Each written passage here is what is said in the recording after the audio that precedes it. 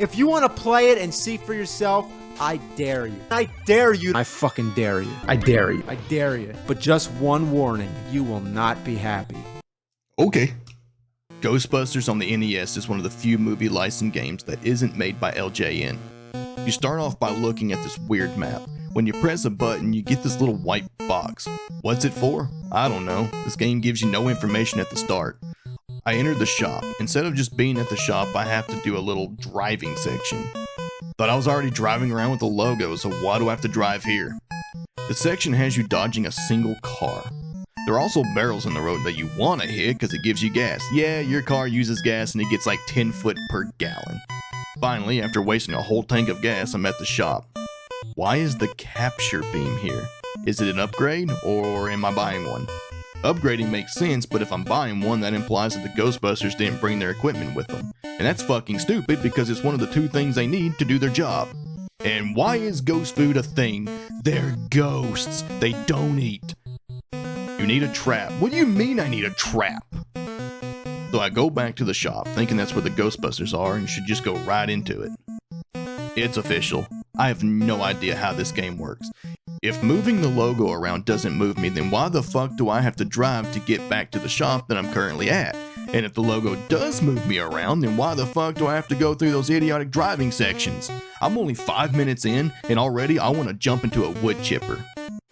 I don't see any traps. Maybe it's the ghost vacuum? Sure, why not? Nothing else has been right so far. My next idea was maybe I didn't have to buy the beam or the traps, that I could just gone to the headquarters and gotten everything there. Although you would think they would already have the equipment needed with them. So after a long drive, we finally arrive at the firehouse.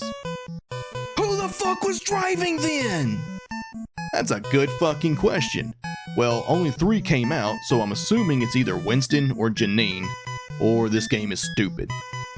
Yeah, let's go with stupid. Still says I need a trap.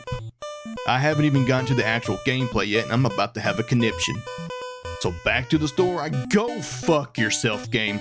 Why is this mechanic even a thing? And don't you fucking dare say it's for realism, because we are driving around in a city where only 1 car is on the goddamn road. There are ghosts. We can capture the ghosts. At least I think we can if we can ever fucking get to one.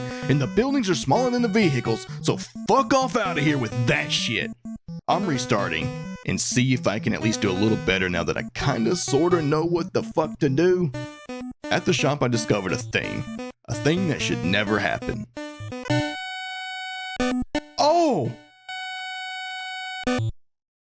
Whatever you pause it on is what it... Wow. So I bought the trap and go looking for ghosts. Or I would have if the goddamn motherfucking gas mechanic wasn't a fucking thing. Whoever thought this was a good idea? Do better. So finally I get to bust some ghosts. And I can't even do that because the bastards won't come down far enough for me to catch them. I'm done with this. Hopefully they learned their lesson and did better in the second one. Nope. Can't even get past the first screen. The controls are clunky as all get out. You aim by pressing up and down, but it's not smooth. The best way I can describe it is it moves like a hand on a clock. But it doesn't stop at each hour. It stops every other hour. So you have to hit up a couple times to be looking straight up, and from there you have to hit down a couple times to be looking down. This makes fighting ghosts near impossible because they are mostly in spots you can't even hit them in. And to make things worse, you can't turn around to try and get some distance from the ghosts to get better shots. Why? Because you have the stupid fucking spider thing that keeps you from doing that. What's the qualification for developing a game?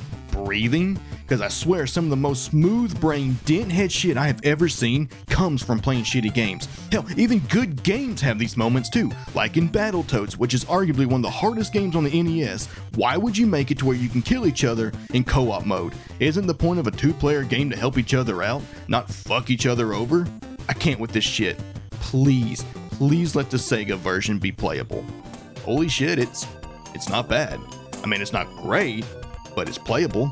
The graphics are good, the audio is good. Not bad, but damn is it a tough son of a bitch. Each level has a certain amount of mini bosses. At first, these are pretty tough, but then as you figure out the pattern, they're not so bad. After finding and defeating the mini bosses, you can face the final boss. These fights are much harder than the mini bosses, especially the second one. He can flood your screen with little snowmen that are really annoying. I made it to what I think is the final boss, and it's Audrey 2 from Little Shop of Horrors. And this fight is hard. There is no safe spot you can go to clear out all the shit on the screen and get a hit in. I tried the bombs, but you only have a certain amount you can have. I didn't feel like going through the whole game again just to try and beat that boss. So what's my verdict on these games? The 2 on the NES can go fuck themselves. They easily get a 5 out of 5 on the shit scale. But the Sega one, though the controls are wonky, yeah, movement isn't its strong suit. Like, you can't turn around while prone, which is a big problem because some enemies you need to be able to do that to kill it. And the camera being a problem.